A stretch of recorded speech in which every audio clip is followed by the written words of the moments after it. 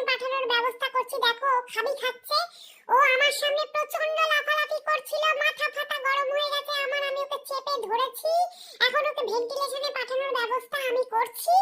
ও দেখো, দেখছো এই এত আগে কিন্তু একটু লাফাচ্ছিল, এখন দেখো টুকুস টুকুস করে নড়ছে, মানে ও আমাকে ভয় পেয়েছে, ও তো জানে না যে আহংকারা হচ্ছে সিংহী, সিংহী দিদির কাছে ও পার পাবে না, আমি কিন্তু এইভাবে ওকে ছাড়বো না, ওর এত বড় সাহস, ওকে দিয়ে আমি একটু খেলু করতে গেছিলাম, ও এত লাফালাফি করছে যে আমার নাকুতে লাগিয়ে দিয়েছে, তাই ওকে আমি ভেন্টিলেশনে পাঠানোর ব্যবস্থা করছি। দেখো কি করছি আমি ওকে, দেখতে পাচ্ছো আমার শক্তি, দেখো দেখো কি করছি, ও চুপচাপ ভয়তে বসে আছে, বলছে ছেড়ে দাও অহংকারা দিদি, আমায় ছেড়ে দাও, ক্ষমা করে দাও।